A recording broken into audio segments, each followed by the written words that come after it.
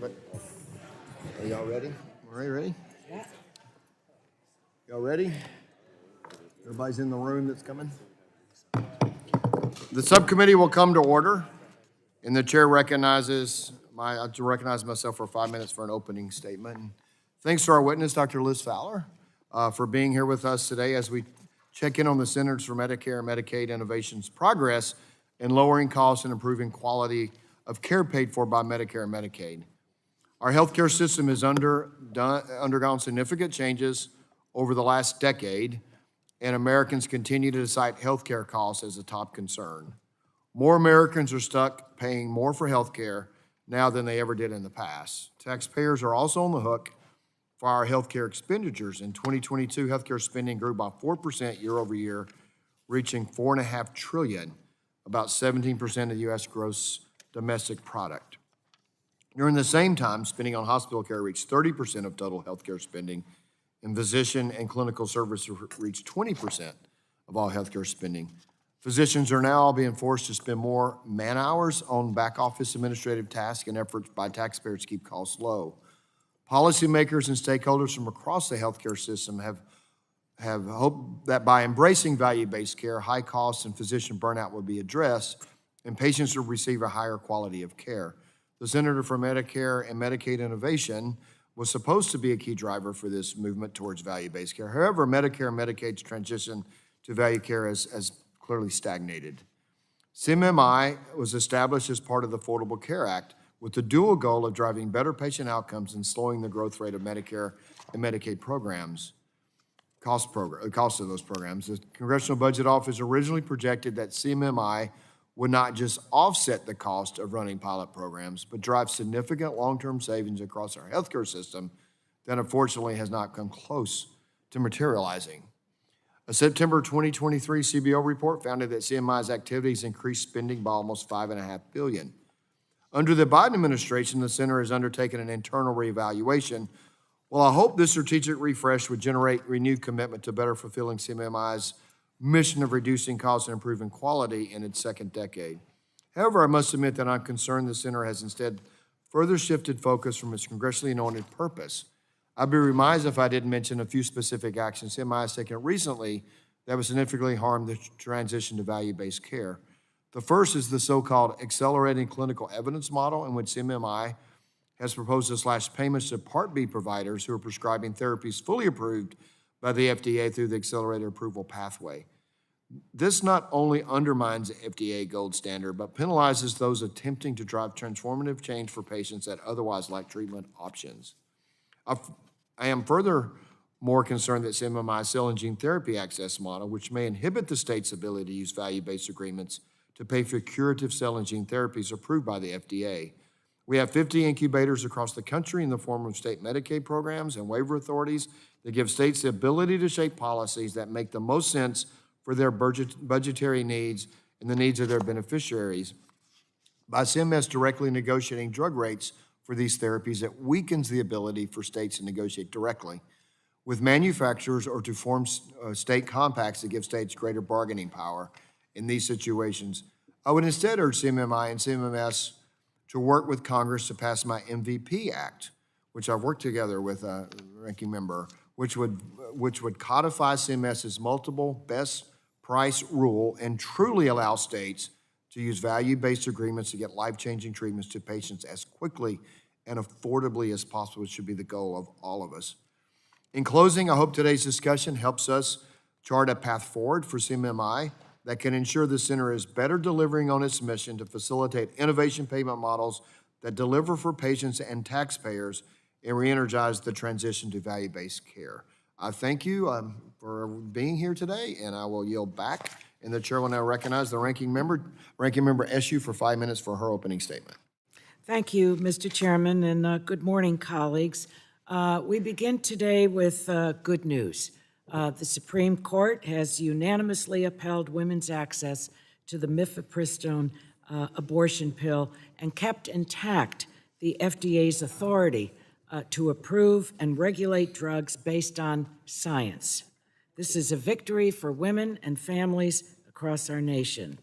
Today, we're going to discuss the Center for Medicare and Medicaid Innovation, also known as CMMI. Welcome to our distinguished witness, Dr. Liz Fowler, Deputy Administrator and Director of CMMI, who is testifying before our subcommittee for the first time. May it be a productive one. Thank you. Medicare is the bedrock of our nation's social safety net. It serves 65 million Americans, with approximately 10,000 Americans enrolling every day. It's our subcommittee's mission to strengthen and improve Medicare without compromising the quality care patients rely on and deserve. I've seen firsthand what Medicare provided for my mother and father, and the peace of mind they had with that card in their wallet. All Medicare patients deserve to have the same peace of mind that my parents did. The Center for Medicare and Medicaid Innovation was created with that aim. The Affordable Care Act gave Medicare and Medicaid the ability to create new payment models focused on improving the quality of health care by paying for better patient outcomes rather than the volume of care. Before the ACA, Medicare and Medicaid paid for health care in a way that encouraged more services, whether they improved health or not. CMS was also reliant on Congress to pass new laws each time it wanted to test a new payment model, constraining the federal government's ability to be nimble and find better ways to deliver care. Today, more than 41.5 million patients with health coverage through Medicare, Medicaid, and private health insurance have received care from one of the 314,000 physicians and plans that participate in CMMI's programs. The agency has also tested over 50 new ways to improve health care and lower costs, many of which generated savings for taxpayers. One successful model stemming from CMMI is accountable care organizations, or what we call ACOs. They allow physicians, hospitals, and other entities in the healthcare system to coordinate care for a patient to prevent complications or unnecessary hospitalizations. If they provide high-quality care to their patients at a lower cost, then they get to keep some of the savings. That's a real motivation. Another example is the $35 insulin cap that all Medicare patients now enjoy thanks to the Inflation Reduction Act. The insulin cap is rooted in successful voluntary CMMI models established in 2020 that lowered insulin costs for patients with Medicare Part D. About half of Medicare Part D and Medicare Advantage plans participated in this model. Much of today's hearings will focus on the recent CBO finding that CMMI cost the government $5.4 billion more than it saved in its first 10 years. While these costs deserve critical discussion, and I think we're going to have that today, it's also important to discuss what has worked for CMMI, including how it has been shielded from political winds and the annual budget process through its mandatory funding and statutory mandate to experiment. I look forward to hearing from you, Dr. Fowler, today on how we can continue our bipartisan work to ensure that CMMI reaches its full potential because patients are counting on us. Thank you, Mr. Chairman, and I yield back. Thank you. The gentlelady yields back, and I now recognize the chair of the full committee, Chair Rogers, for 5 minutes for an opening statement. Here we go. Thank you, Chairman Guthrie. Good morning, everyone. Thank you to Dr. Fowler for being here today. The Center for Medicare and Medicaid Innovation was created to help improve how Medicare and Medicaid pay for health care and to be an engine in our drive towards value-based care. CMMI was given a 10-year, $10 billion budget and an extremely wide-ranging authorities with limited built-in congressional oversight. The only directives Congress gave CMMI were to achieve two goals: lowering the cost of delivering care and improved patient outcomes. Over the last decade and a half, CMMI has tested over 50 models. Only 2 accomplished both those goals. When CMMI was created, the savings it was projected to generate were to be used to offset spending by the Affordable Care Act. Originally, CBO estimated that CMMI would save $1.3 billion over its first decade of operation. That same model also projected CMMI would save as much as $77.5 billion in its second decade, from 2020 to 2023. However, when CBO looked at the actual results in a September 2023 report, the disparity between those expectations and the reality proved to be staggering. Instead of reducing spending by $1.3 billion in the first decade, CMMI increased spending by $5.4 billion. For the second decade, instead of saving $77.5 billion, CBO is now projecting CMMI to increase spending by $1.3 billion. I have a hard time believing any objective observer could look at the results thus far and describe CMMI as a success. So how do we move forward? Today, we're joined by Dr. Elizabeth Fowler, the current director of CMMI, to discuss the center's work and understand why it has failed to live up to the intended purpose thus far. I will note, Dr. Fowler has not been with CMMI throughout its entire existence. In fact, CMMI has had multiple directors across multiple administrations. But you are at the helm now and responsible for correcting this program's trajectory. And while there are still some reasons for optimism, a lot of what I've seen is concerning. I've been disappointed to see CMMI devalue drugs approved through the FDA's accelerated approval pathway, which FDA leadership confirmed meet the agency's gold standard just a few weeks ago in front of this committee. This pathway was designed to build on precision medicine, encourage innovation, and allow patients to access needed cures sooner. But CMMI's decision to cut reimbursements unilaterally for drugs approved via accelerated approval undercuts this mission. In addition, when Congress passed MACRA, thanks in large part to the work of this committee, CMMI was given a central role in driving Medicare's transition to value-based care.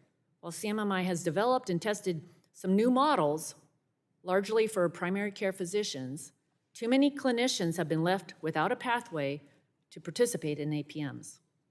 I'm concerned that instead of focusing on fulfilling the role Congress gave CMMI in MACRA and working on developing new APMs, CMMI's focus has shifted to collecting information on patients' food insecurity and housing needs, and requiring providers to waste time writing ridiculous health equity plans.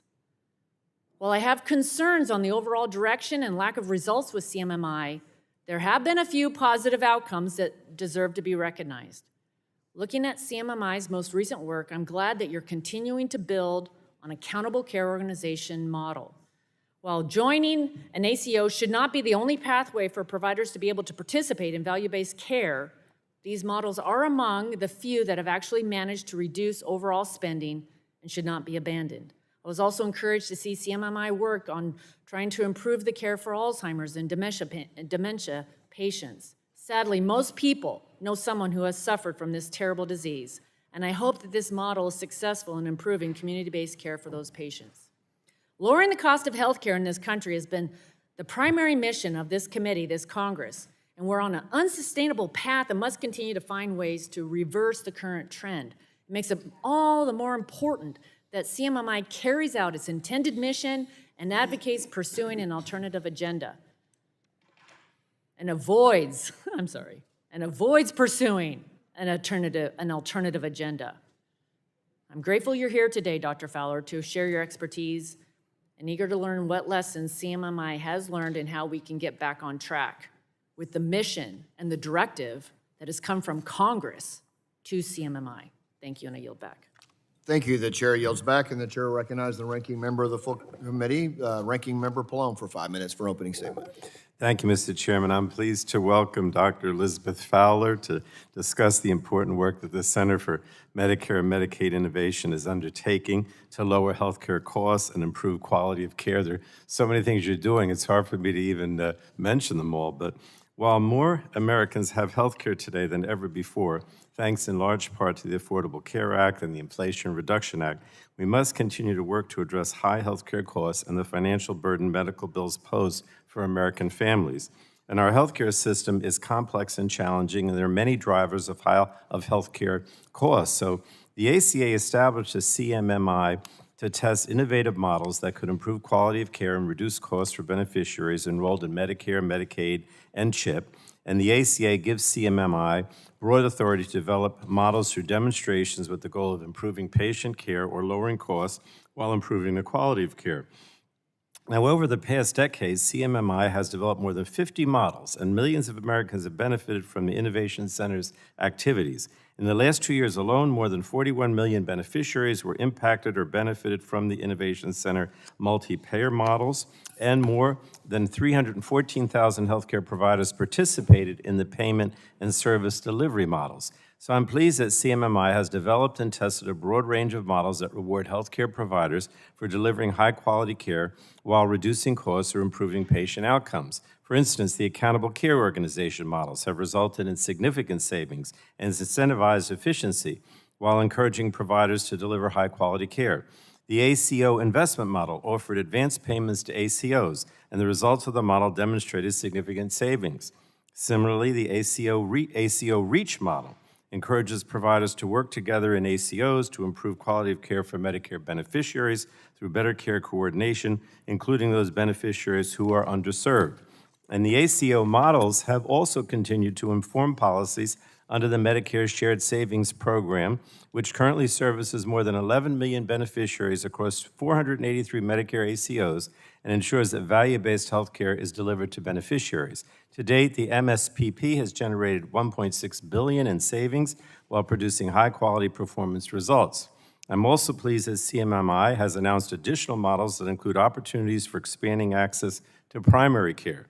Both the ACO Primary Care Flex and the Making Care Primary aim to improve quality of care for beneficiaries through increasing investments in primary care, and I believe these investments have the potential to improve access to high-quality primary care services. And CMMI has also developed models to promote chronic disease prevention and improve care coordination for some of the leading causes of morbidity and mortality in the U.S., such as cancer, diabetes, dementia, and maternal mortality. It's important that evaluations of the Innovation Center's work capture the full benefits of these models and take into account improvements in quality. Models that achieve significant quality improvements and address health equity without raising costs are also meaningful investments in high-value care, and we must also consider improvements in quality in order to have a full and accurate understanding of the Innovation Center's full impact. And lastly, I'm glad that CMMI is taking steps to improve access and quality of care for Medicaid beneficiaries. For example, CMMI recently announced the Transforming Maternal Health model to promote access to maternal health services and supports. Women enrolled in Medicaid often experience disparities in maternal health care and health outcomes for themselves and their newborns. And this model seeks to address these challenges by partnering with state Medicaid agencies to implement initiatives such as patient safety bundles and promote access to the services and supports of midwives, doulas, and perinatal community health workers. And CMMI also announced the Cell and Gene Therapy Access Model, which will test a CMS-led approach to negotiating outcomes-based agreements with manufacturers of cell and gene therapy, starting with the sickle cell disease. Sickle cell disease affects about 100,000 people in the U.S., the majority of whom are Black Americans. And new cell and gene therapies hold incredible promise but have a high upfront cost. So I commend CMS efforts to reduce program expenditures while ensuring that these treatments are accessible for all Americans who need them. And I look forward to hearing from Dr. Fowler on the lessons learned from the Innovation Center's first 10 years and about the ongoing work to improve the nation's healthcare system. I must say, though, that, I do worry that so much of the system, American healthcare system, is monetized. Providers, whether doctors, hospitals, pharma, they'll come in and talk about how they're not making enough money. And I do worry that there's so much emphasis by the healthcare system on making money, and I know it's a capitalist system, but the problem is we don't have competition. I think the competition is not there for a market-based system. And it's one of the reasons why our committee, including our chair, has worked so hard for this price transparency bill, because that's a bill that I think creates competition, and we need more competition. Otherwise, a market-based healthcare system is just not going to work anymore. So thank you, and thank you, Mr. Chairman. Thank you. Thank you for your yielding back. And the chair will now introduce our witness today. The witness is Dr. Elizabeth Fowler, the Deputy Administrator and Director of the Center for Medicare and Medicaid Innovation. And Dr. Fowler, you're recognized for 5 minutes for your opening statement. Chairs Rogers, Guthrie, Ranking Members Pallone and Eshoo, and members of the subcommittee, thank you so much for the opportunity to discuss the work of the CMS Innovation Center today. As the nation's largest payer for healthcare, CMS plays a key role in driving transformation of the U.S. health system toward one that achieves equitable outcomes through high-quality, high-value, affordable, person-centered care. The CMS Innovation Center was established in 2010 to test ways to improve the quality of care delivered to individuals and reduce federal spending in Medicare, Medicaid, and the Children's Health Insurance Program. Over the last decade, the Innovation Center has tested over 50 payment and care delivery models. These models have contributed to changing the landscape of how healthcare is paid for and delivered in the U.S. When I joined the Innovation Center in 2021, we undertook a strategy refresh to review the lessons learned from our first decade of model tests and chart a course for the next decade. The strategy refresh established five objectives: to drive accountable care, advance health equity, support care innovation, address affordability, and partner to achieve system transformation. Every Innovation Center model that we have tested has yielded important learnings and ultimately informed an approach to caring for patients that is more team-based, integrated, and person-centered. Through our models, we know the basic building blocks that help clinicians move toward value include upfront investments for infrastructure and data that give providers the ability to identify the sickest patients and most likely to be hospitalized or readmitted, regulatory flexibilities that let providers care for patients in a home setting and provide more services through nurse practitioners, tools and data to better understand patients' needs and integrate primary care and specialty care, payment innovations that give providers more stable and predictable payments, and population-based payment incentives that reward better outcomes, higher quality, and a better care experience. In conducting our work, the Innovation Center consults regularly with clinical and analytical experts from across the health system, as well as beneficiaries, frontline providers, and the Physician-Focused Payment Model Technical Advisory Committee, or PTAC, to understand the needs for innovation as we develop, implement, and evaluate and scale model tests. If the independent CMS actuary determines that a model meets a rigorous standard for certification, the HHS Secretary has the authority to expand the scope and duration of a model. Most models come to their predetermined end, and through the extensive analyses and evaluation of the models that the Innovation Center undertakes, we can identify factors that led to improved quality or reduced spending, and then we can incorporate those factors into other model tests or CMS programs. One example is the ACO investment model, which was incorporated into the Medicare Shared Savings Program and renamed the Advanced Investment Payment Program. Through the ACO investment model, we learned that advance payments allowed eligible ACOs to invest in the infrastructure needed to be successful in the Shared Savings Program. These upfront investments are particularly critical for small, rural, and independent providers with fewer resources, and is now a permanent pathway for them to participate in value-based care. In 2023 and early 2024, the Innovation Center announced a number of new models that align with our strategy and help advance our person-centered care goals. I'll highlight a few models that I'm particularly excited about. First, the Guiding Improved Dementia Experience, or GUIDE model, aims to improve the quality of life for people living with dementia and their caregivers and help people remain in their homes by offering access to 24/7 support and respite service for caregivers. The Transforming Maternal Health, or TMA model, will test ways to improve maternal health and birth outcomes, including in rural and underserved areas where expecting parents often experience significant disparities in maternal health and poor health outcomes.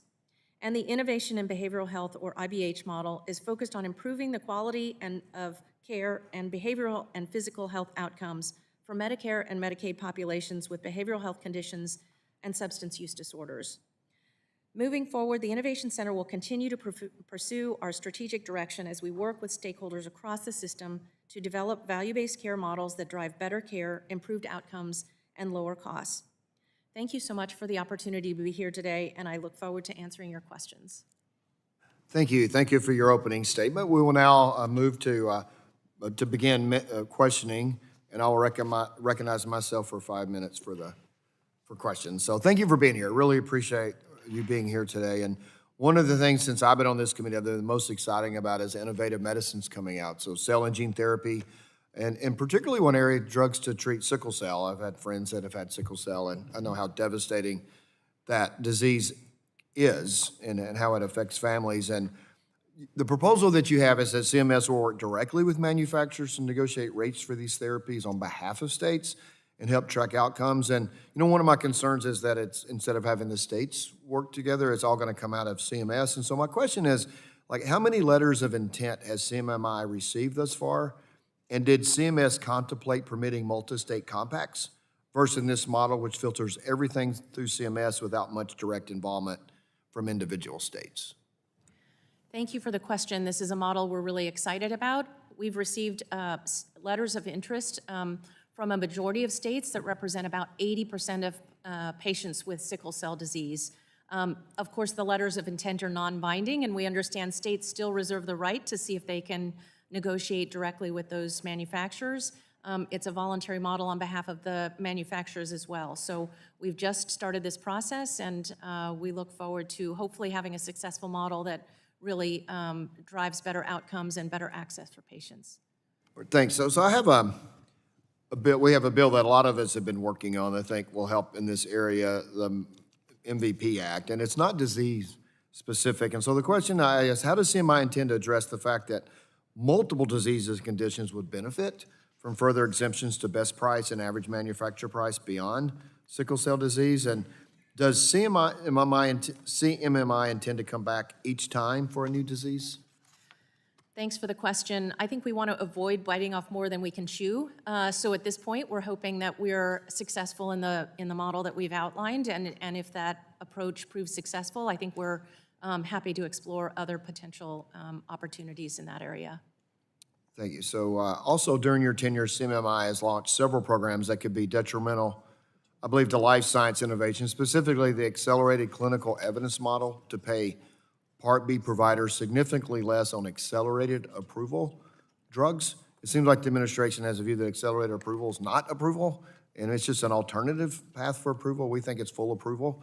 And so the question is, so you significantly less until they get the more traditional approval process. And my question is, what kind of assessment did CMMI do relating to patient outcomes and availability of other treatments as you decided to move forward with the model? And do you believe that patients losing access to these drugs could lead to increased costs for the overall healthcare system in the future?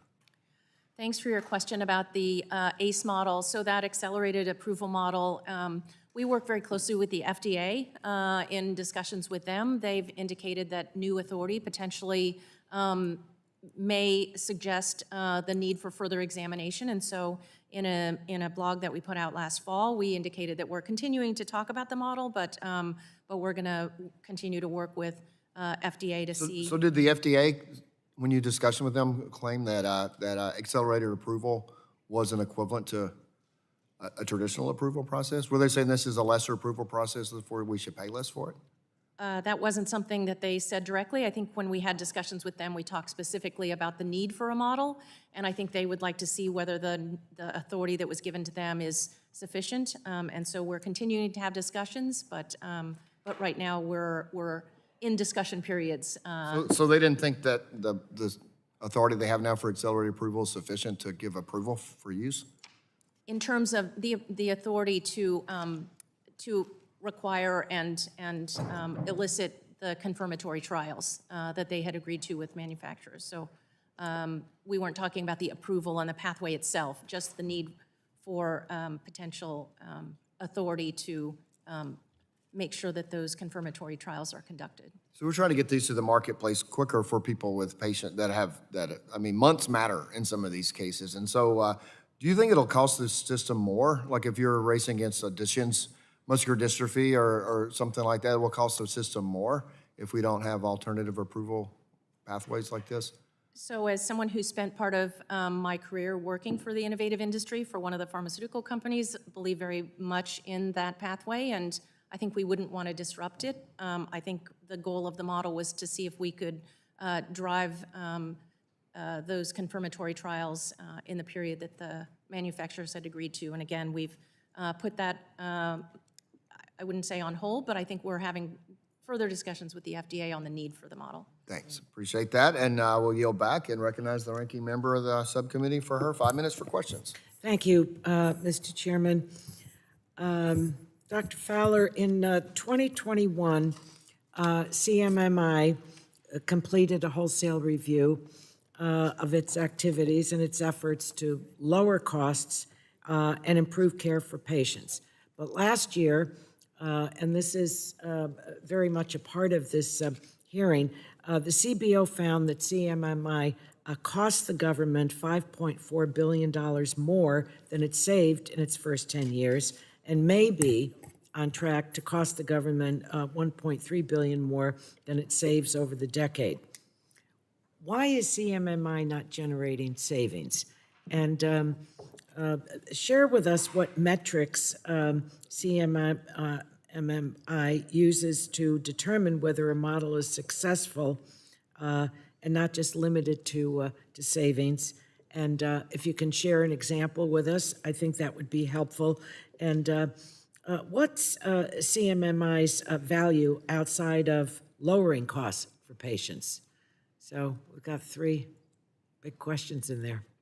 Many questions in there. Thank you so much for your interest. So I would say, first of all, that we have learned something from every model that we have tested. And I would also say that the innovation process itself is sometimes unpredictable.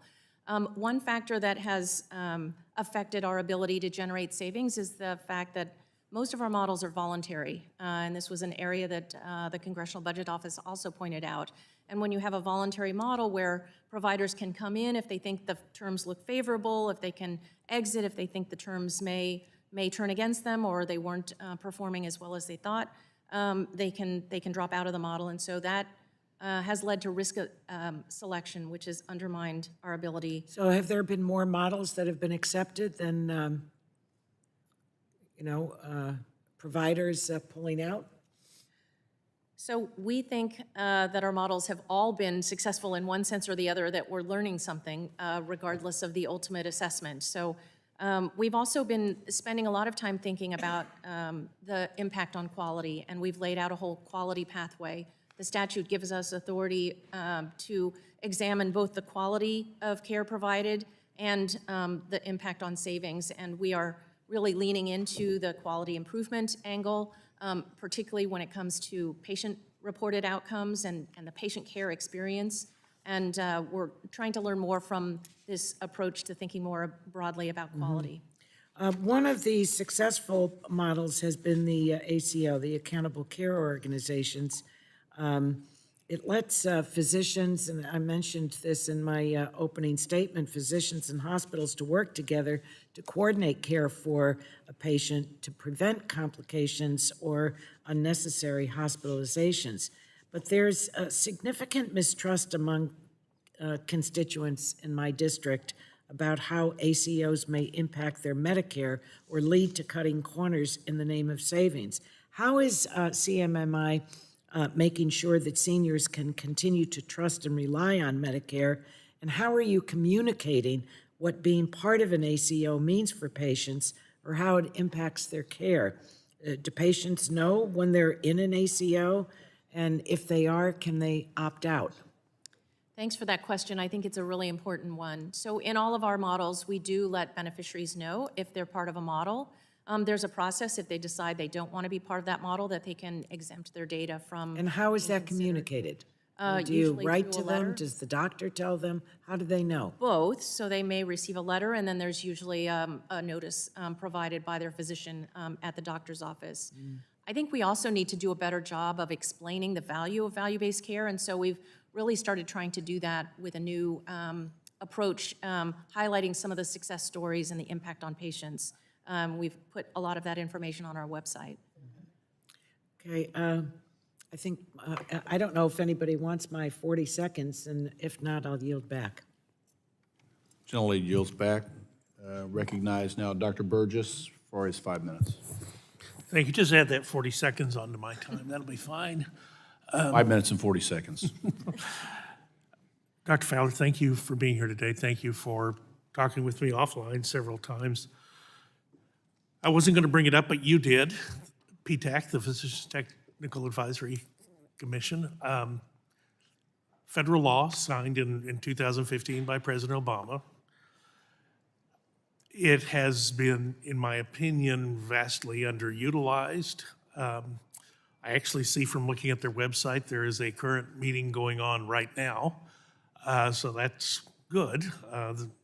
We don't publicize these things very much, but this is an opportunity really for doctors to do the very type of work that you describe as doing. And who better to do this work? And that's why it was included in MACRA. Who better to do this work than doctors?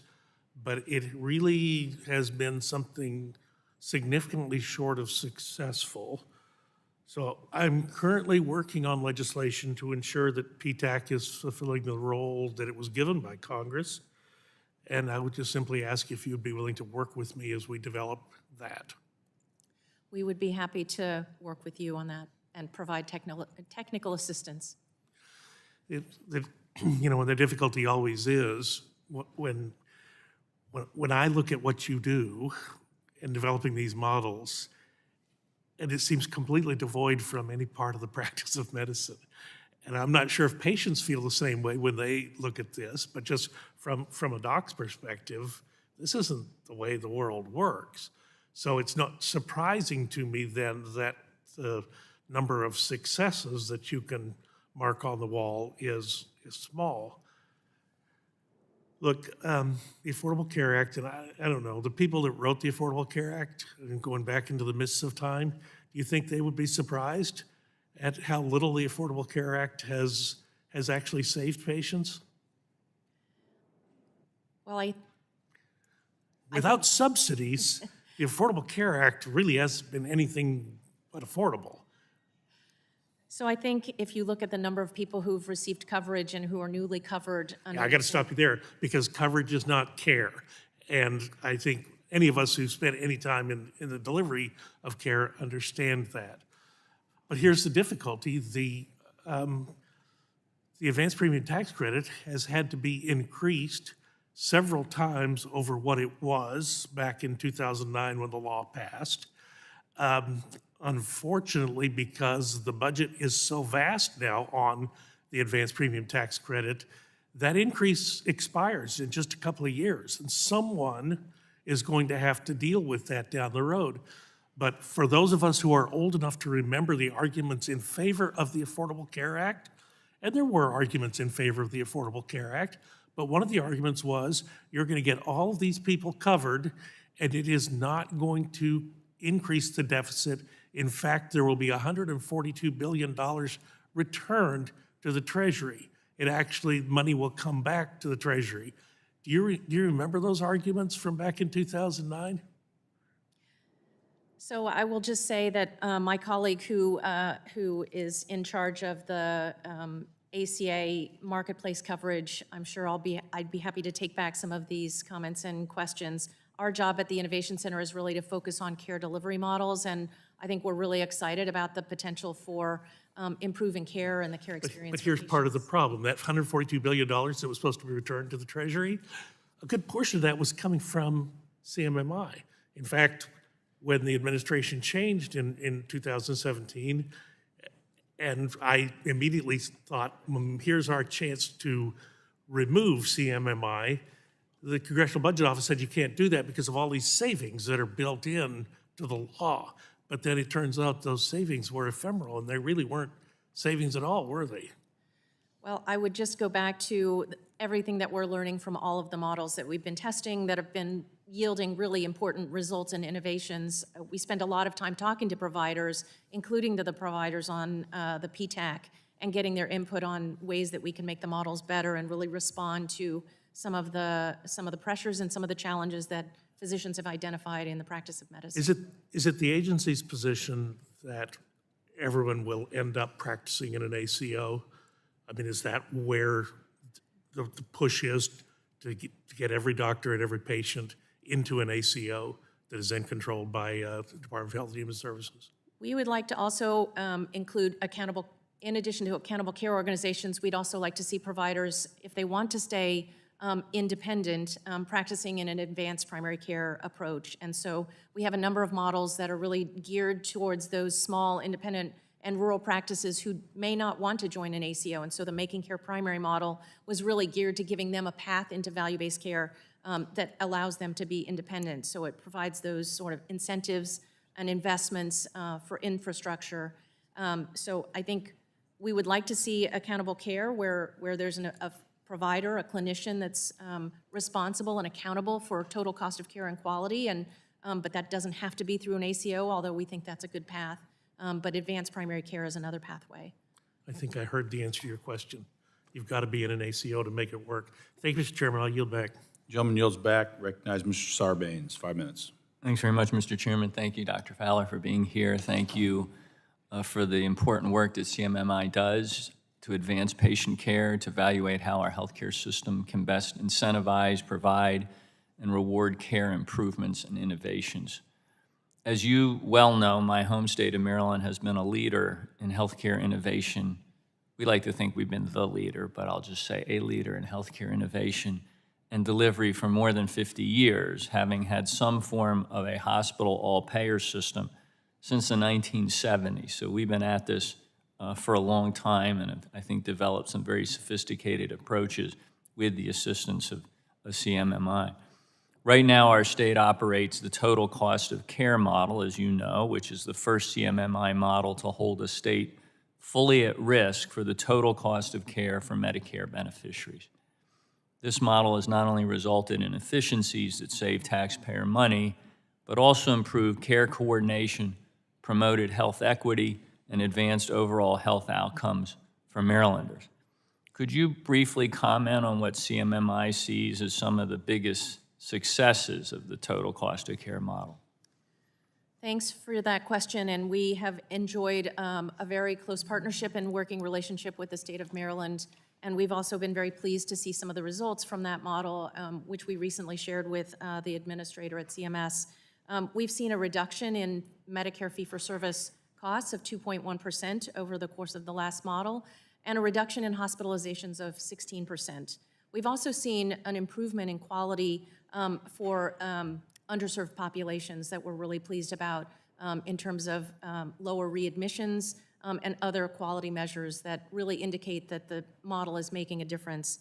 The Maryland model informed our new model, the AHEAD model, and we've been in discussions with the state about what it might look like to transition the Maryland total cost of care model into that AHEAD model, and they've been great partners, and we look forward to what's coming next. Thank you. And as you just noted, I guess it was last September that CMS announced the creation of this new initiative, the state's Advancing All-Payer Health Equity Approaches and Development, or AHEAD model, as you indicated, which is based in part on Maryland's current all-payer system. We've obviously informed that model. We're proud of that.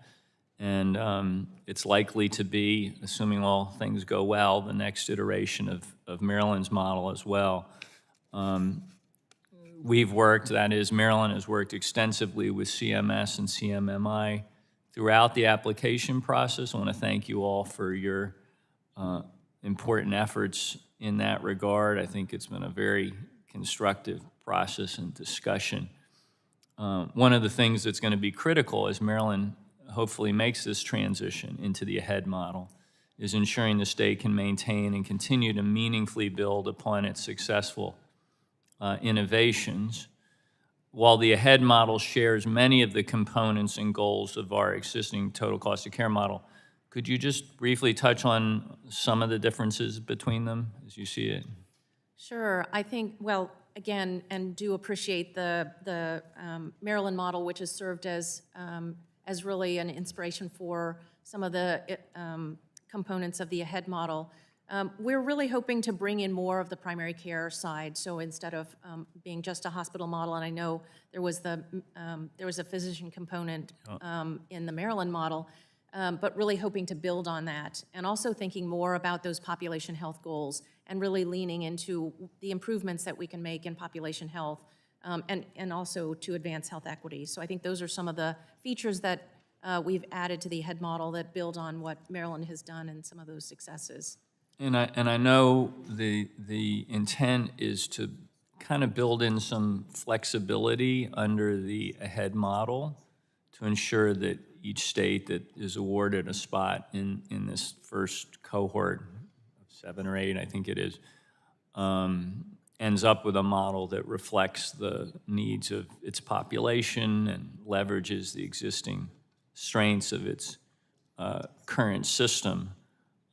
So obviously, Maryland looks forward to taking full advantage of that flexibility, and we really believe we have some experience that we can lift up. And I know others are now coming into this space, but we're going to continue to try to be the absolute leader with respect to this. And again, look forward to continued engagement with CMS and CMMI on the future of Maryland's all-payer system and the very real impacts its success has had on patient care. Thanks very much, and I yield back. Thank you. Gentleman yields back. Recognize Mr. Latta, 5 minutes. Thank you, Mr. Chairman. Dr. Fowler, the United States continues to lead in healthcare, and we're fortunate for our innovators for developing life-saving cures. Patients travel from around the globe because we have the best pharmaceuticals, therapies, and devices to offer. However, we continue to face an existential crisis of cost, quality of care, and how we reimburse our health system. When the Center for Medicare and Medicaid Innovation was established under the Affordable Care Act, we were promised that CMMI would create solutions to address these problems. And again, to reiterate what the ranking member had brought up, according to the February 2024 CBO report, CMMI's initiatives have resulted in an increase of $5.4 billion in direct federal spending between 2011 and 2020, contrary to the initial projections of generating nearly $3 billion in savings. From 2011 to 2020, CMMI initiated 49 models with published evaluations, with only 6 of those models generating statistically significant savings, a 12% success rate. What are the primary reasons for the shortcomings, and more importantly, what steps are CMMI and MMI taking to address the underlying issues to ensure future models are generating more cost savings? I know you've already mentioned about the question about the voluntary models, and you're learning from it, but what shortcomings have you learned that you can correct and make sure we get these savings? Well, I would like to reiterate that we have learned something from every model that we've tested, and that the voluntary nature has impacted our ability to save.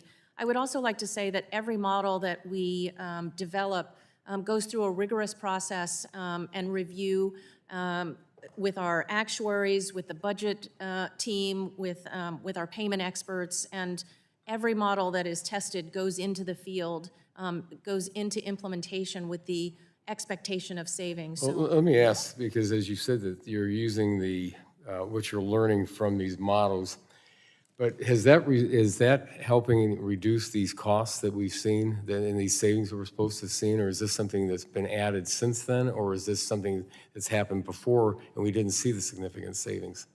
So every model, the ones that predated my time here and the models that we have announced and are implementing, all go into the field with an expectation of potential savings. Otherwise, they wouldn't be approved to go out the door. So, Let me continue. How will CMMI ensure that its innovative payment models are effectively improving patient outcomes and reducing costs going forward then? well, in terms of patient outcomes, we have committed to including patient-reported outcome measures as a measure of quality for all of our models going forward. And so we're really spending a lot of time trying to understand the impact on the care experience and potential to improve quality. I think that's a really important feature, really trying to emphasize that quality improvement angle. Again, we haven't lost sight of the need to generate savings. As I mentioned earlier, the innovation process, and that's true with the Innovation Center as well as other aspects of innovation, can sometimes be unpredictable, but we start out with the expectation of savings which is why I'm really excited about some of the models that we're going to be testing, including the one I mentioned earlier about dementia, in terms of maternal health, improving behavioral health. I think we have high expectations for our ability to make progress in those areas. Well, let me also continue. Many stakeholders, including healthcare providers and various industry stakeholders, have expressed concerns about the complexity, administrative burden, and perceived lack of transparency involved when participating in the CMMI models. Given reports of inadequate stakeholder engagement, how does CMMI ensure that healthcare providers, patients, and other critical stakeholders are meaningfully involved in the development and implementation of the models? Well, one of the things I've tried to do since taking over this role is really go out and visit the providers and hear from them directly rather than wait for them to come to us. And what they've told us is what is working, what is not, what they're learning, where we can make improvements. And a lot of times we're able to make adjustments to the models that reflect some of their input. When providers decide not to stay in a model, we've gone back and asked them what didn't work for you. I think all of that has informed the way that we think about models going forward and how to simplify models. You mentioned transparency, and that's been a really important principle as well. We are now making all of the data available from all of our models available to researchers so they can go and look at the impact of the results and see for themselves what's been happening in the models, what's worked and what hasn't. So I think we're really trying to be more transparent in the way that we conduct our business, trying to signal where we're going next, which was the point of the strategy refresh that we put out in 2021, and really just generally trying to be good partners for the providers who are out there and make sure that we're reflecting their input in our work going forward. Mr. Chair, my time's expired. I'll submit my last question to the witness. Gentleman yields back. Thank you. Recognize Ms. Kelly for 5 minutes. Thank you, Mr. Chair and Ranking Member Eshoo, for holding today's hearing. Dr. Fowler, I applaud the Center's introduction of the Transforming Mental Health Model and its commitment to a holistic approach to pregnancy, childbirth, and postpartum care. This initiative is crucial as our healthcare system, despite being one of the highest spenders globally, has the poorest mental health outcomes, especially for Black, Brown, and Indigenous moms. The model addresses the fragmented systems that leave so many mothers at risk for harm. The model also includes a health equity strategy to address disparities in maternal health outcomes in minority groups and rural communities. However, despite how impressive this model is, I'm concerned that it may not reach those in need, the most need. I questioned Secretary Becerra a couple of months ago on this issue and will pose a similar question to you. How does CMMI plan to ensure that the rollout of this innovative model reaches states and communities most in need, such as Black communities and those in rural areas?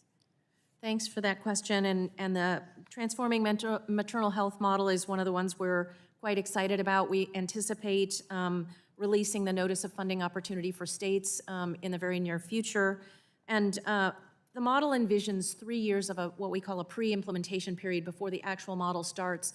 And we intend to use that time to work very closely with the states that have applied and been accepted to provide that technical assistance on how to reach those communities, make sure that we're reflecting the needs and input from communities that we're trying to reach mutually and trying to improve the care for them.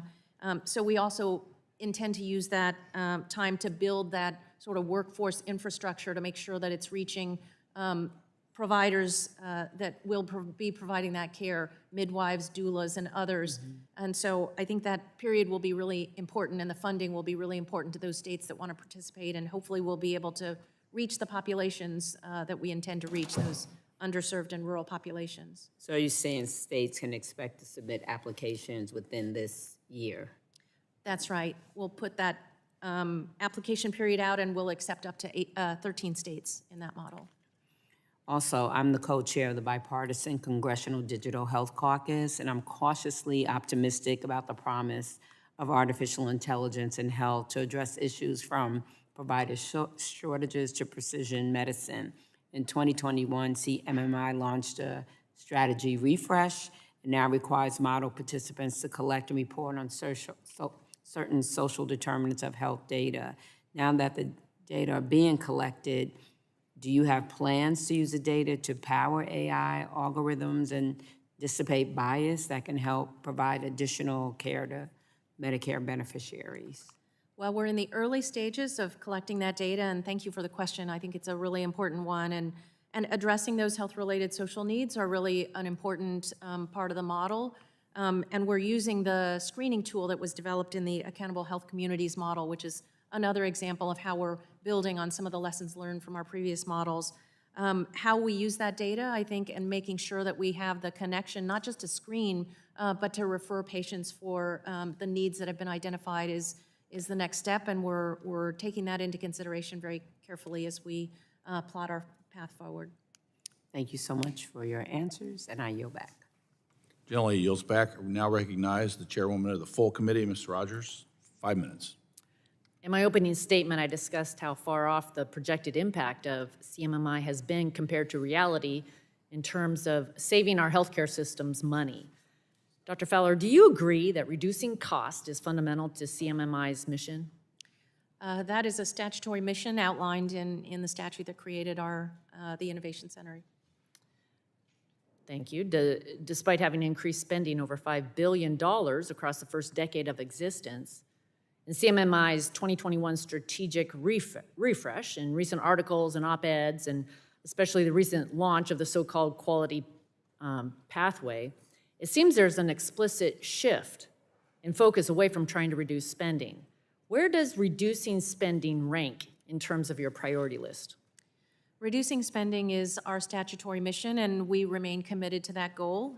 Every model that we test goes through a rigorous review and evaluation and clearance process where our actuaries look very closely at what we're proposing, the budget team. We wouldn't test anything that didn't have the potential to save money at the outset as we make those announcements and as we implement the model. Okay, many have suggested that most, if not all, of the new models CMMI rolled out since 2021 are unlikely to save money based upon their designs. Are you willing to commit to shutting down any model that is failing to show signs of net savings after its first 2 years so we can correct CMMI's failing fiscal trajectory? It's a great question, and when we do get information about a model's performance sort of mid-year, we make adjustments accordingly, and in a couple of occasions since I've taken on this role, we have had to shut down models early. The emergency triage, transport, and treat model is one where we didn't have enough participants and it didn't look like it would be generating those savings. Another model was the Medicare Part D modernization model, which was also, unfortunately, we had to end that model early. So we do an annual evaluation, we do an annual assessment of each model, we do a model review pretty extensively, and when it's not performing and doing what it's supposed to do, we make changes or make a difficult decision to reverse course and close it down early. Well, I'm encouraged to hear that because the congressional intent and the statute is pretty clear. On another note, I was disappointed to hear Secretary Becerra state in our budget hearing earlier this year that a number of drugs that FDA approved were safe and effective, but people took them and nothing happened. This continues a dangerous trend of rhetoric around drugs approved by FDA through the accelerated approval pathway being anything less than having the full FDA gold standard, which is untrue and leads to unnecessary delays in patient access to much-needed innovation. Dr. Fowler, is it your belief that drugs and biologics granted accelerated approval have full FDA gold standard approval? So you're asking an important question. We have looked at accelerated approval in the context of one of the models that we had put forward and are continuing to talk with the FDA in terms of our view, in terms of the approval and coverage. I would refer these questions and take this back to my colleague at the Center for Clinical Standards and Quality, which leads Medicare coverage decisions and determinations. Well, I'm going to encourage you to talk to Dr. Marks and Dr. Cavazzoni at FDA because they testified that drugs and biologics approved via accelerated approval meet FDA's gold standard, and we need to get on the same page. This Congress, this committee has spent a lot of time and energy working to fight consolidation in the healthcare system and lower prices for patients.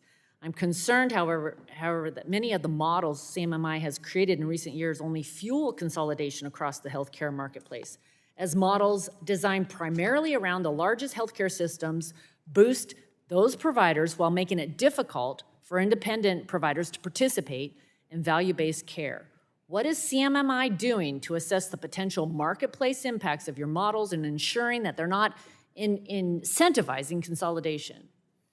It's a great question, and we spend a lot of time thinking about that. In fact, we think that part of our role is providing a pathway for new entrants to come in. And so for the ACO REACH model, we have a specific track for new entrants who want to come into the program who may not have been ACOs and couldn't have met that standard for the number of beneficiaries before the model. So we also think very carefully about how to maintain those small independent practices who want to continue to be independent and small, and many of them in rural areas. And so our Making Care Primary model is explicitly geared to keep them small and independent if that's their choice. We are not requiring downside risk. It's really about giving them incentives and implementation funding for them to be able to remain independent. Thank you. There is bipartisan concern on this committee about the consolidation, and it's not improving access or saving money. So stay focused. Okay, I yield back. Generally yields back. Now recognize Mr. Griffith, 5 minutes. Thank you very much, Dr. Fowler. In your 17-page testimony, you mentioned the word rural one time. Has the Centers for Medicare and Medicaid Innovation done anything to analyze and increase the quality of healthcare in rural areas outside of trying to transition to value-based care? Thank you for the question. And as someone who grew up in Kansas and worked for the senator from Montana, rural health is very important to me, and I think we all share the goal of making sure that Okay, rural... it's important, but what are we doing about it?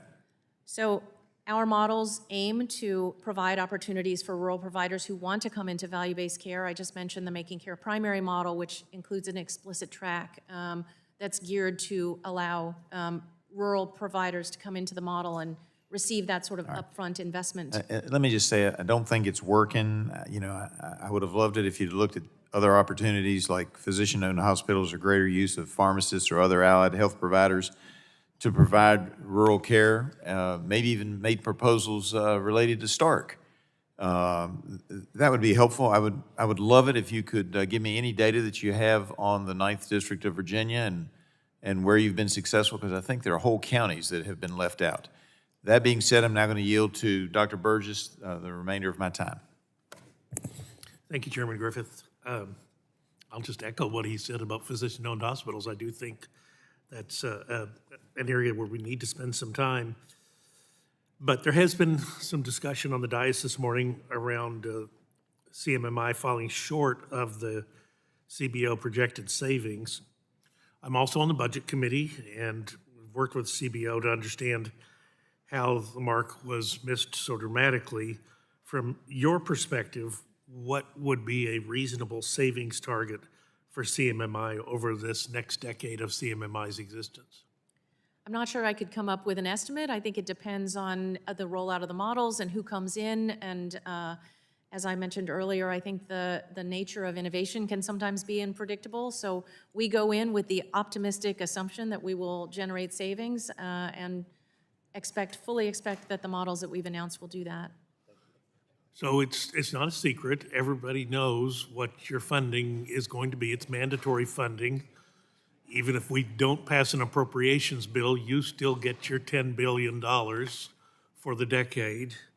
What do you think is a reasonable return on CMMI's next $10 billion investment?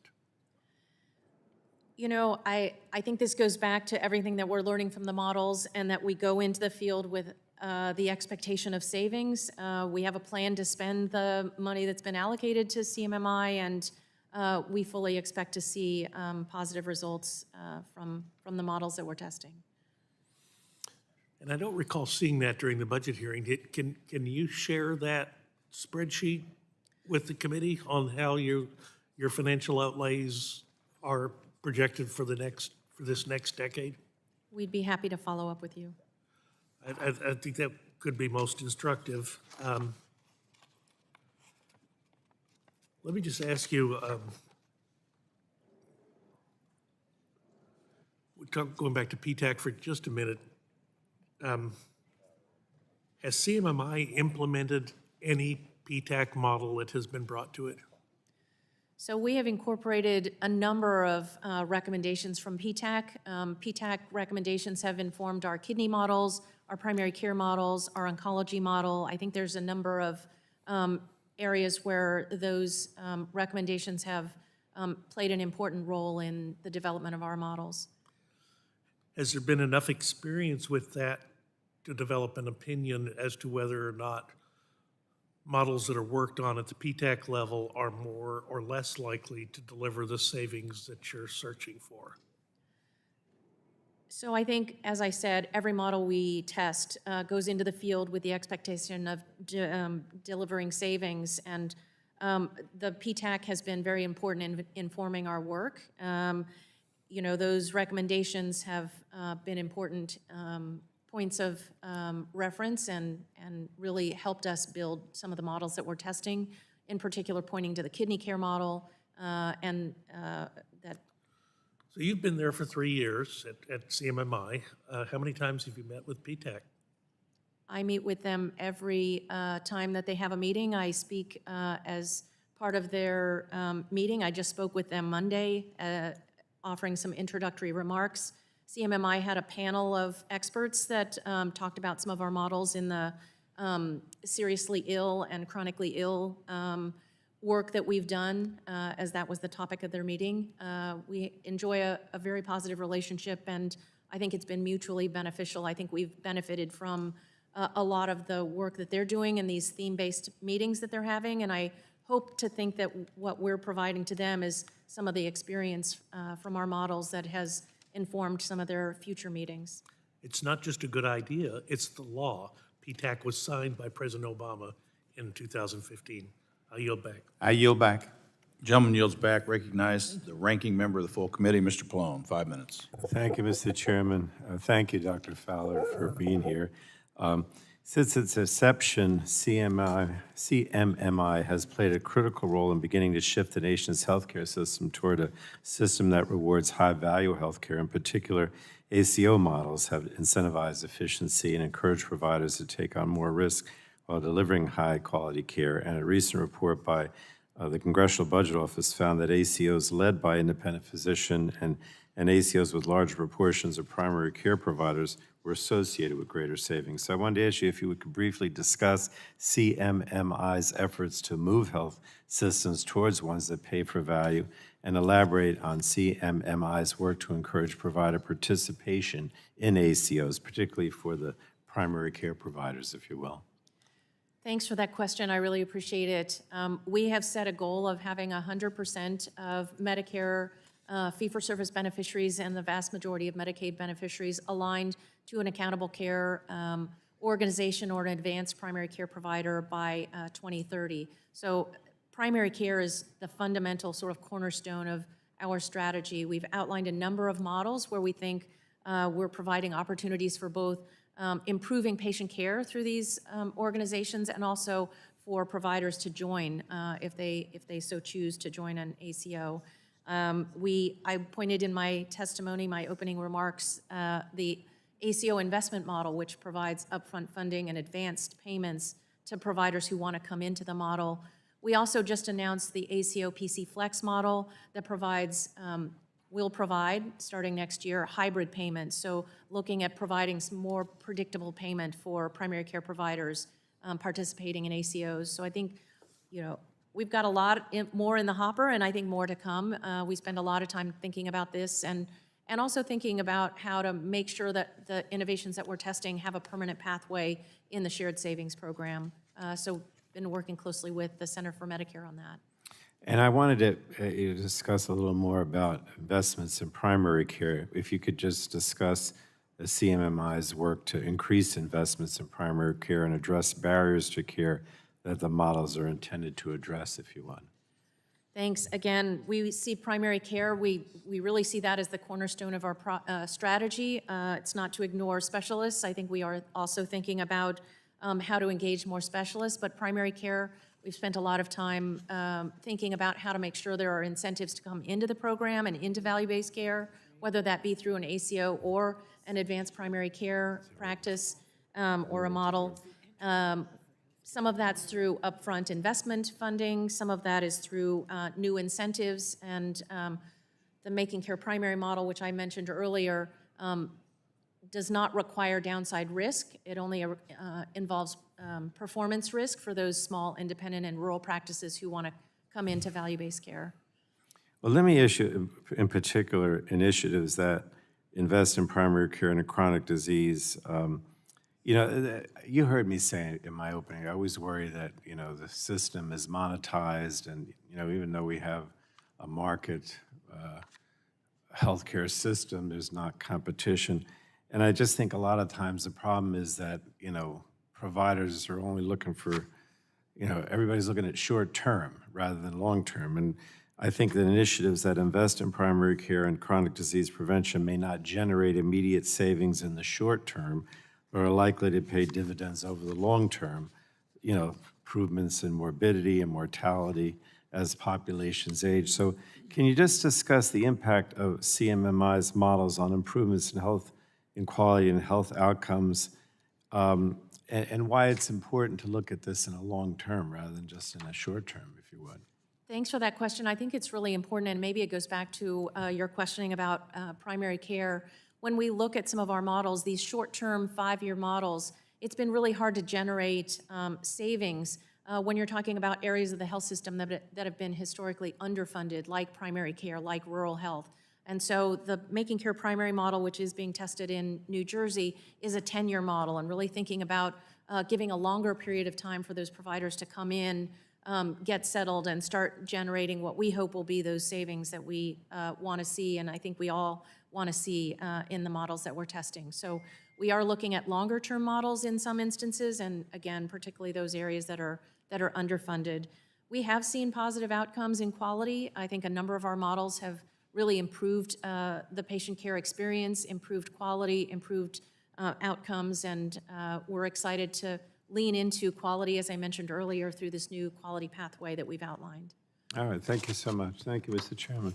Gentleman yields back. Recognize Mr. Bilirakis, 5 minutes. Thank you. Thank you, Mr. Chairman. I appreciate it. Thank you for your testimony today. Community health centers in my district are eager to embrace value-based care, but many alternative payment options do not consider their role as safety net providers who serve patients with complex chronic conditions and socioeconomic burdens. Which CMMI payment models currently include health center participants, and what is preventing more of them from participating? Thanks for that question. It's a really important one. I have a couple of examples. One, I would point to the ACO REACH model, which provided a bonus payment, or what we call a health equity benchmark payment, to providers and organizations that enrolled a higher proportion of underserved populations. As a result, we saw an increase in safety net providers of 150% between 2022 and 2024 when we started using that additional bonus payment to engage some of those providers. The Making Care Primary model, which I also mentioned, has an explicit track that is intended to bring those small, independent rural providers and including community health providers into the model with no downside risk and enough investment to be able to be successful in the model. Okay, next question. Sometimes when we discuss physician payment policies, there's a divide between primary care and specialty care. And while primary care can be relatively evenly applied across the boards, specialty care has a wide variety of factions, as you know. For example, the CMS clinical labor policy negatively affected many office-based specialists, but some were hit significantly, worse than others, really. What steps is CMMI taking to ensure all types of physicians have opportunity to participate in value-based payment models that reflect this diversity and variety of providers? It's an important question. We have been engaging nephrologists and oncologists and other specialists in specific models. 2 years ago, we outlined a specialty care or a specialty care strategy to engage more specialists. Part of that has included giving more data to ACOs to engage specialists more fully. We also have proposed the team model that we outlined in the inpatient prospective payment rule. The comment period just closed on Monday, intended to engage more specialists. And we're looking for additional alternatives and new ways to engage with specialists and integrate specialty care and primary care. It's really been a focus for us, and I think there's more to come, and look forward to more conversations about what more we could be doing in that area. Thank you. Next question, Dr. Fowler. I know others mentioned this issue, of course, but I share the concerns about the CMMI's proposed accelerating clinical evidence model that would put treatments approved under the accelerated approval pathway under a different paradigm of adjusted payments. As co-chair of the Rare Disease Caucus, I know the accelerated approval pathway can serve as a critical incentive for manufacturers to work towards creating a safe and effective treatments and cures, despite the unique challenges in developing these products due to their small patient populations. I fear that accelerated clinical evidence model will harm those incentives. So I fear that it will harm those incentives and decrease investment in drug innovation. Are you considering these difficulties for many manufacturers within the rare disease space who may not always have an easy ability to conduct confirmatory trials? If not, why not? Thanks for that question. And as we looked at the ACE model and considered whether to continue moving forward, we've been engaged in a lot of conversations with the FDA, who believe that they have the authority to make sure that those confirmatory trials are conducted. I think in the rare disease space, we also want to make sure that that if there's a reason for not complying with those confirmatory trial agreements that have been made with the FDA, when it comes to rare diseases, you know, they may not have the patient population to be able to complete those trials. So that's also a consideration for us. So we have been continuing to engage in conversations with the FDA, and I would say we're continuing to think about that model, but maybe not as fast as initially proposed. Thank you. I yield back, Mr. Chairman. Gentleman yields back. Recognize Dr. Ruiz. 5 minutes. Thank you. Thank you, Mr. Chairman. We spent a lot of time in this committee talking about the need to improve patient care while at the same time reducing healthcare spending. Nowhere are these efforts needed more than in our nation's rural and underserved communities. Medicare alternative payment models like the ACO, REACH model, or ACO and REACH model are practical tools to help achieve these goals. The Accountable Care Organization, Realizing Equity, Access, and Community Health alternative payment model is an important step towards addressing the needs of underserved communities and coordinating care. For example, providers participating in the ACO REACH model are required to develop a plan to address health disparities. Dr. Fowler, since the implementation of this model, have you seen an impact on efforts to advance health equity? Thank you for that question. We have, and we're really excited about it. We have seen the direct results of the health equity benchmark adjustment that we provided in the REACH model, where there are bonus payments to ACOs that enroll a higher proportion of underserved populations, and as a result, we've seen a 150% increase in the number of safety net organizations in our models between 2022 and 2024. So we think that those payments are working in order to really engage those communities and those providers and make sure that those beneficiaries are receiving the benefits of the care innovations that we're testing. And in what ways have the REACH model made tangible changes to address health disparities in underserved areas? Well, in addition to this health equity benchmark adjustment, as you mentioned, we are requiring all participants to submit a health equity plan, so they identify the disparities in their patient populations that they've identified and tell us how they're going to address them. We're in the process of looking through a lot of those health equity plans to make sure that they are robust and that those needs are being met. We're also collecting data on health-related social needs, and so providers in this model are asking beneficiaries in the model about their potential health-related social needs like food insecurity, housing needs, transportation needs, and also making steps and taking steps to address them. I will also say we have also started making sure that health equity is part of our evaluation. And so by the end of the model, we can say, have we made a difference in addressing health disparities, yes or no?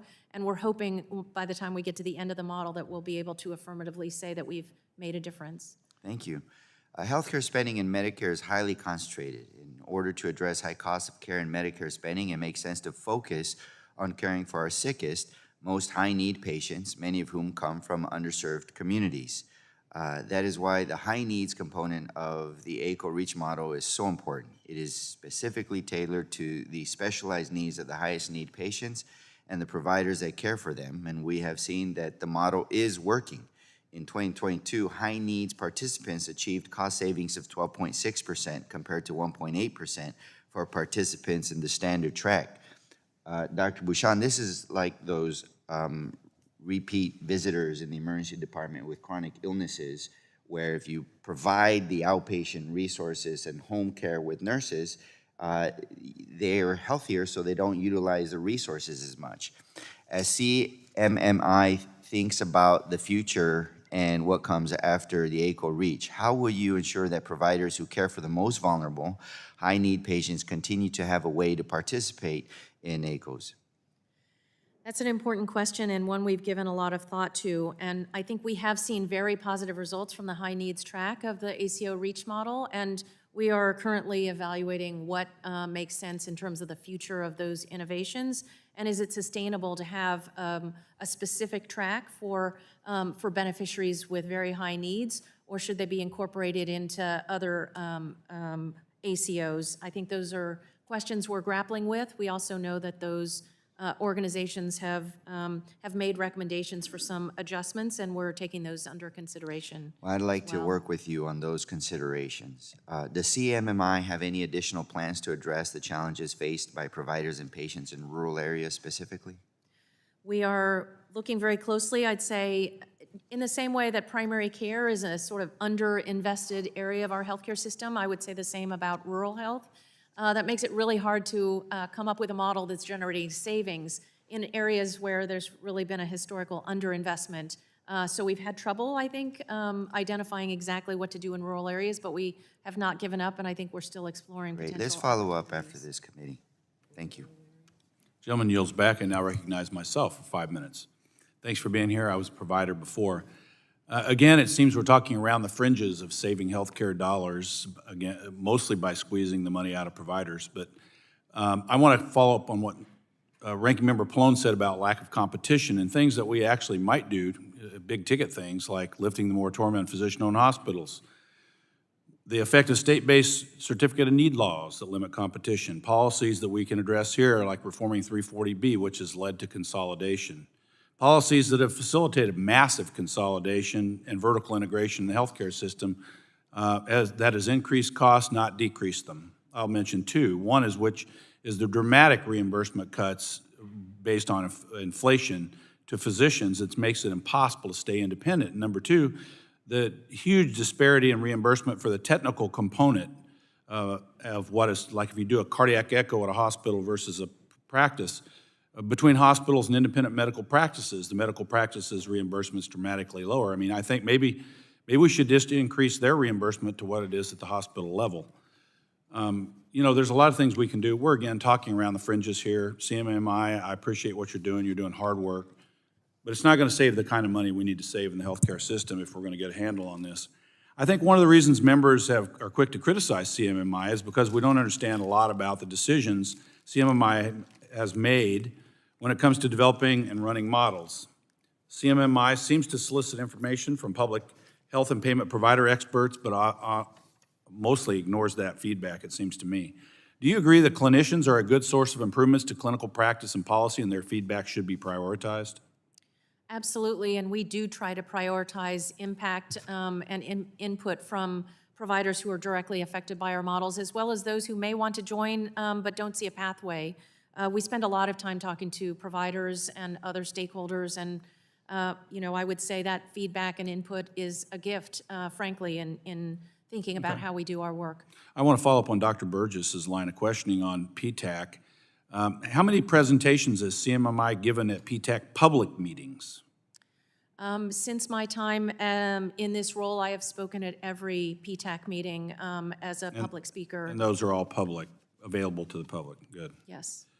And how many PTAC models, again, I know that you answered this somewhat, you kind of did, have you actually adopted? Because I know you said you got input, but my understanding, there's not been a single model that's been approved through the PTAC pathway.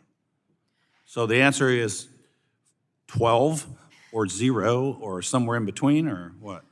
As I have learned in this job, the time between an idea generation, announcement of a model, and implementation is about 18 months to 24 months. And during that time, we go through a lot of conversations with the budget folks, with the actuaries, with our payment experts, and what goes into that process is not what comes out at the other end of that process. And in fairness, you've not been there very long, and this has been a problem for a long time.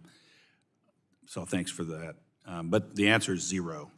Well, I would actually say their input has been very helpful. Their input has been a lot, but the following, implementing a model that's gone through the PTAC process has been 0. Similarly, I'd like to ask about the role of nephrologist feedback in shaping the comprehensive kidney care contracting model launched in 2019. I know that precedes you. This came to my attention as I'm co-chair of the House Kidney Caucus. As you know, CMS recently decided to apply a retrospective trend adjustment to this model and will retroactively reduce benchmarks for program years 2022 and 23. I've heard from nephrologists and other stakeholders that this has the potential to drastically reduce participation in this model and reverse important progress that is made. So a couple questions. After it was announced, the changes for 2024 with no relief for 2022 and 23, did any participants withdraw from the model? So first, I just want to say that when we talk about competition, kidney care is one area where we feel particularly proud that there are a lot of new entrants and a lot of innovation happening in the kidney care space that we think is a direct result of the models that we've been testing. With regard to your specific question, we had approximately 100 participants in the model, and we've now seen, we have, I think, 80 participants in the model. Okay, so you lost some. That's correct. From the model, okay. Well, thank you for answering my questions. I just want to reiterate again what I said at the beginning. We have a lot of big-ticket items that need to be addressed by both political parties in Washington if we're going to get a handle on cost of health care. And this hearing, although very productive and important, is on the fringes of that. I yield back. I now recognize Mr. Cardenas, 5 minutes. Thank you, Chairman Guthrie, and also Ranking Member Eshoo, for holding this hearing to discuss the work of the Center for Medicare and Medicaid Innovation. Thank you, Dr. Fowler, for joining us and sharing your expertise with Congress and also the constituents today. And also, I want to thank you for your public service. America's families are facing healthcare affordability and quality crisis. Nearly half of all Americans have reported having to sacrifice medical care due to the cost. Third, have indicated that the cost of medical care complicates their ability to secure basic needs like food and housing, and more than 100 million Americans struggle with medical debt. While Americans struggle between putting food on the table and affording their medical care, the United States experiences some of the lowest levels of access to care and the greatest inequities compared with other industrialized countries. High costs and poor health outcomes disproportionately impact marginalized communities. Black, Hispanic, and American Indian and Alaskan Natives communities face some of the highest rates of medical deaths, preventable deaths, and maternal mortality. Our current healthcare system has depended on fee-for-service payment, which incentivizes providers to make money for doing more activities rather than encouraging providers to generate a profit based on keeping people healthy and reducing disparities. Dr. Fowler, how is CMMI working to move beyond fee-for-service to help deliver health and improve healthy outcomes?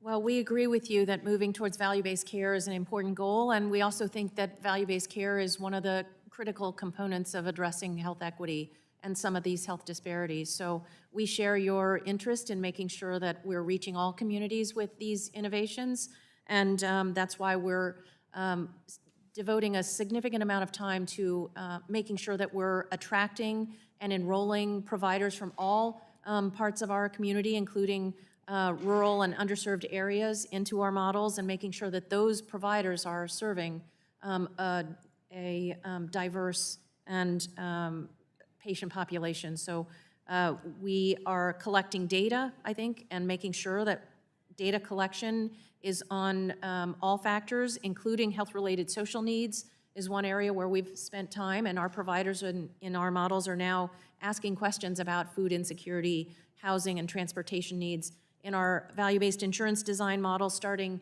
next year, there will be a requirement to address, or starting in 2025, there's a requirement to address 2 out of 3 of those health-related social needs as a condition of participating in the model. So we think there's a lot of work to do here, but we think we can make good progress and test some really innovative features that we hope can be incorporated in Medicare and Medicaid in the future. So it sounds like you recognize that it's multidimensional. It's not monolithic. It's not simple. It is complicated, but nothing to fear. You're trying to figure out how to address this multidimensional community of the constituents that depend on your services. Absolutely. I think we're trying to tackle it from a number of different angles, and thank you for your leadership on these issues. Thank you. Do you believe that CMMI has provided cost savings and increased quality in ways that may not have been accounted for in overall model evaluations, with efforts such as more intentional advancements in incorporating health equity, screening for health-related social needs, and navigation support?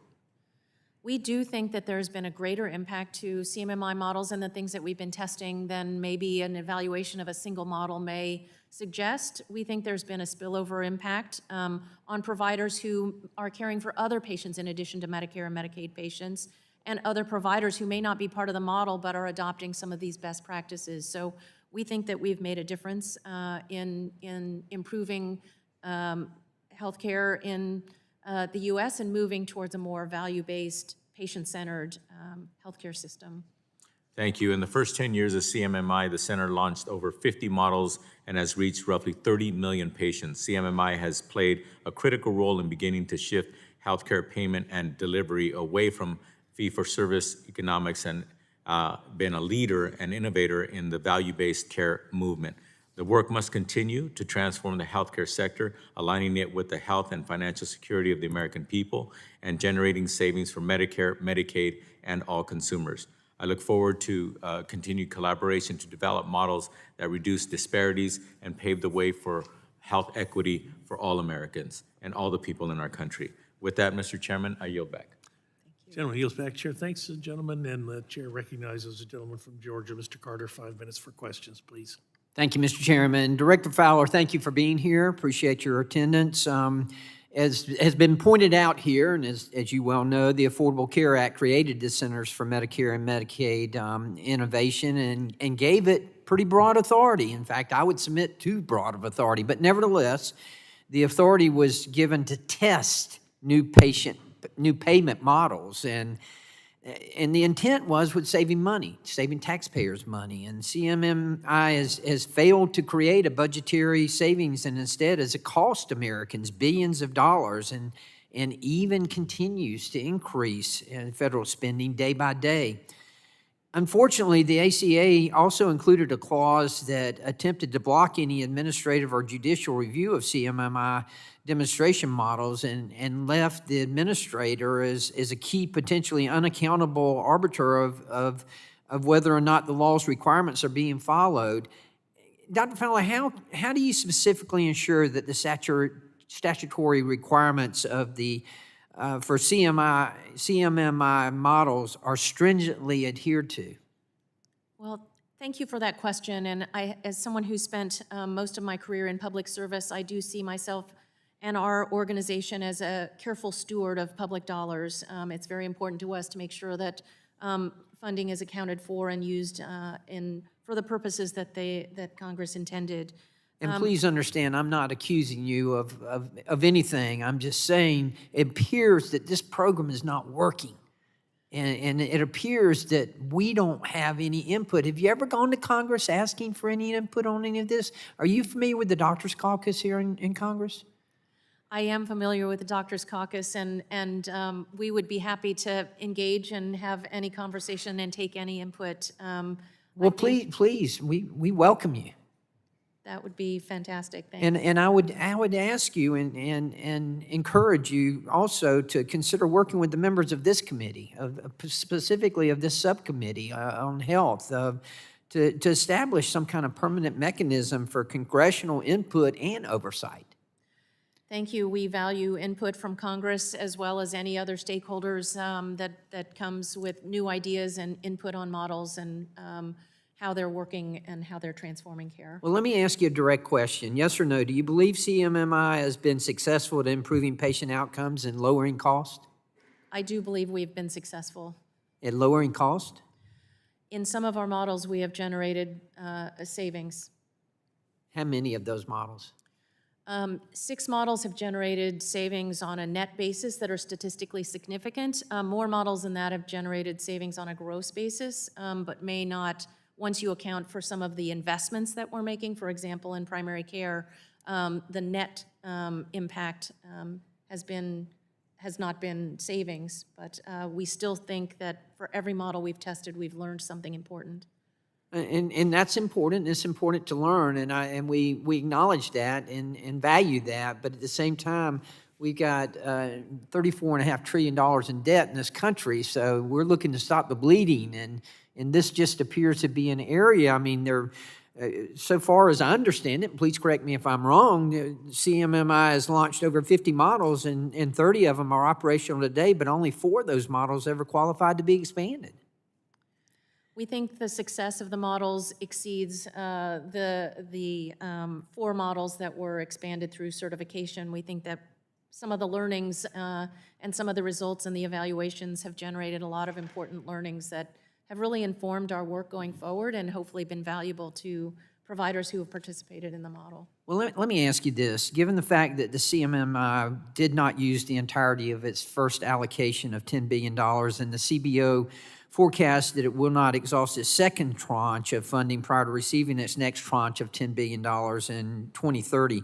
Do you believe that $10 billion is the appropriate amount of mandatory funding for Congress to provide to CMMI? Well, I wasn't here for the first decade Understood. of our existence, but I can Fair say, enough. now that I am here, that it does take about 18 to 24 months to get a model out and into the field, and so that may account for the first decade. I think for the second decade, we have a plan to spend the money that's been allocated to the Innovation Center. So you base your plan on the money that's been allocated and not necessarily the money or just whatever you may need for your plan? We have a plan to spend the money that's been allocated to. Like every agency in the federal government does. Whatever you're allocated, you spend that money. Mr. Chairman, I thank you, and thank you, Dr. Fowler. And please, again, we have a doctor's caucus in this Congress. We have a lot of institutional knowledge here. We want to help, and I'm very disturbed that this program somehow has escaped congressional review and congressional input. And I would appeal to you to please utilize the Congress, particularly this subcommittee. We would welcome that input. Thank you. Thank you, and I hope you will not only welcome it, but solicit it. So, thank you. I yield back. Okay, the gentleman yields back. Appreciate the gentleman's comments. I do know people on the Doctors Caucus, and we'll see if we cannot make that happen. We might even make one of those rare bipartisan meetings if there was sufficient interest. I'm now pleased to recognize the gentlelady from Washington, Dr. Schreier. 5 minutes for questions. Thank you, Mr. Chairman. Thank you, Madam Ranking Member. Thank you, Dr. Fowler, for being here. I am also consider myself a member of the Doctors Caucus, and we expect this caucus to hopefully grow, and I will make that same offer. I look forward to working together with you, and yeah, I will simply echo that. I want to start just by saying I'm a big supporter of innovation in general, and I want to thank you for your efforts in transitioning our health systems to value-based care models. And not every CMMI model deployed is successful, but a lot of good work and better health outcomes have been reaped by the work that your agency is doing to push innovation in CMS forward. As a physician, I've been a strong advocate for accountable care organizations, the ACOs, and these models allow a group of providers to work together to provide their patients with high quality care at lower cost. And this means that patients are able to get more coordinated care and individualized treatment plans. And in Washington state, ACOs have saved $104.5 million for Medicare in 2021 and 2022, which translates to about $235 in savings per beneficiary.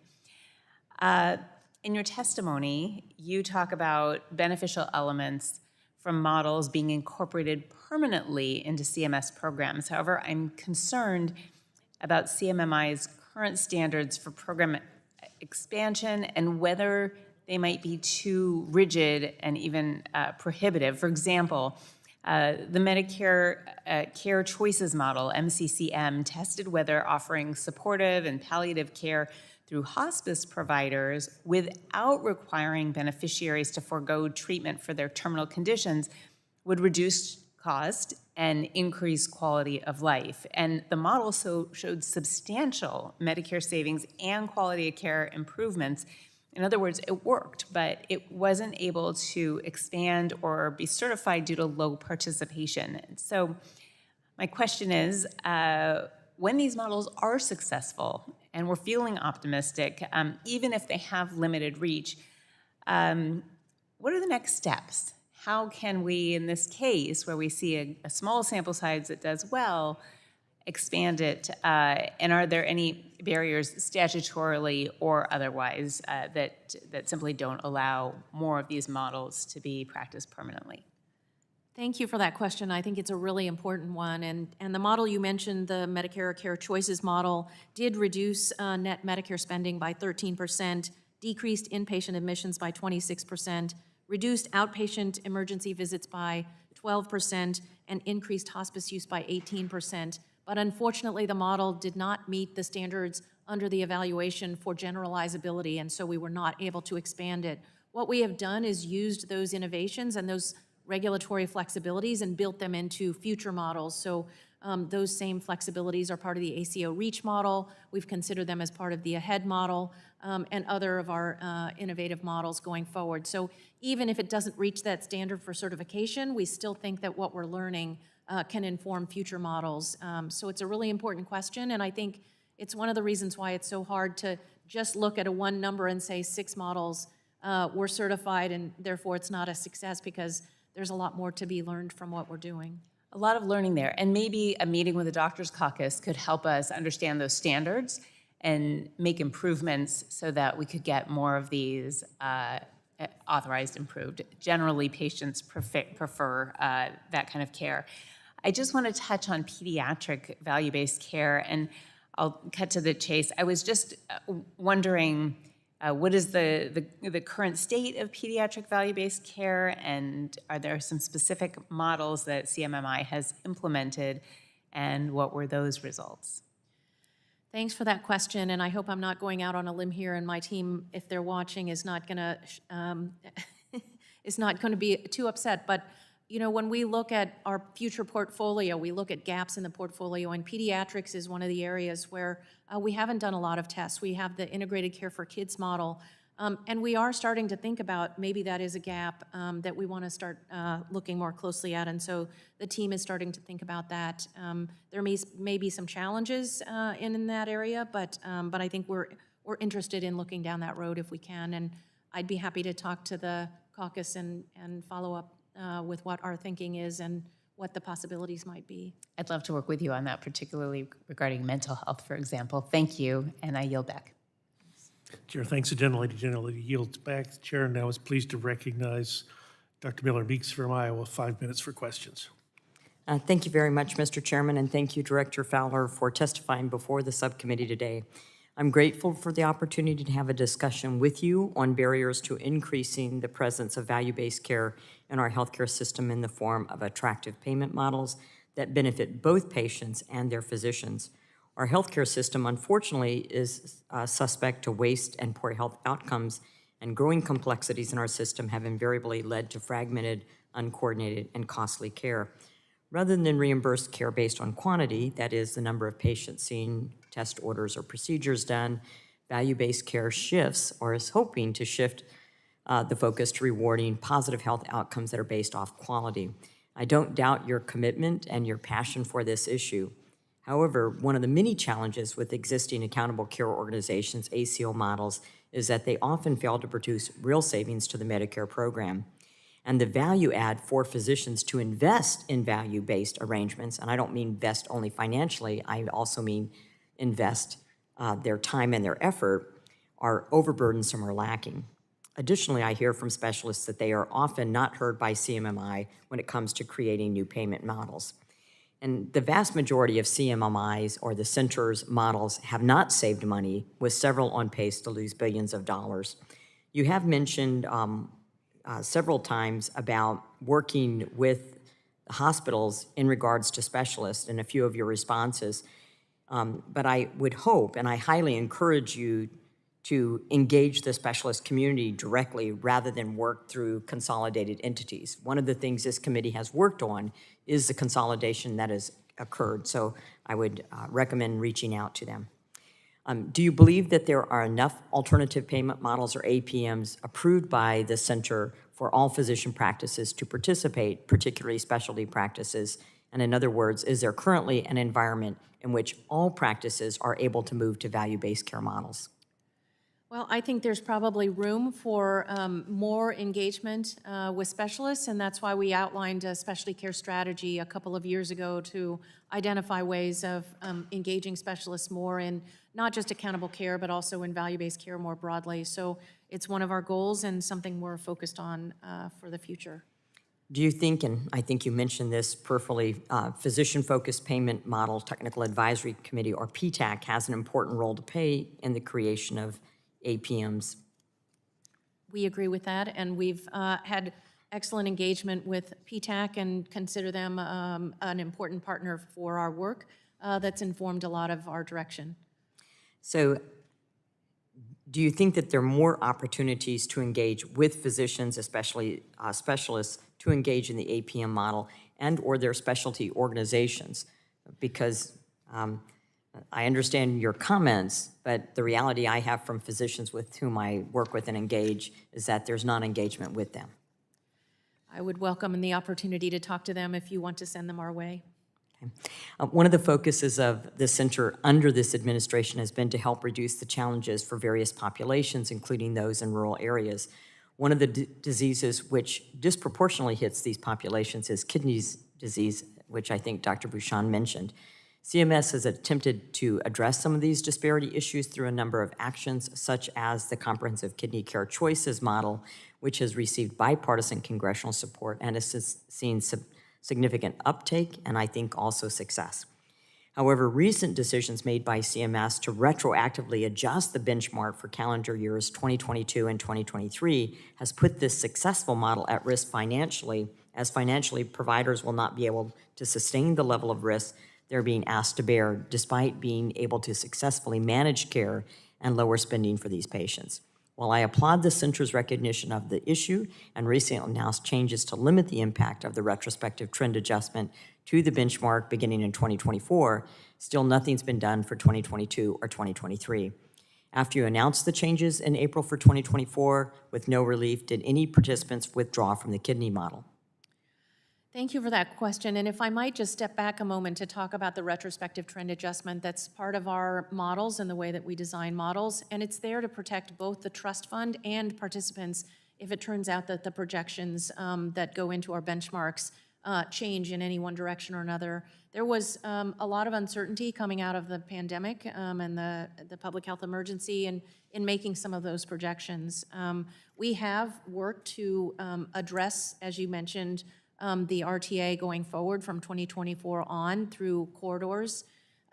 We, as a general rule, tend not to make retrospective. So if I may, and if you'll indulge me, Dr. Burgess as chair, my question was, did any participants withdraw from the kidney model? And if yes, how many?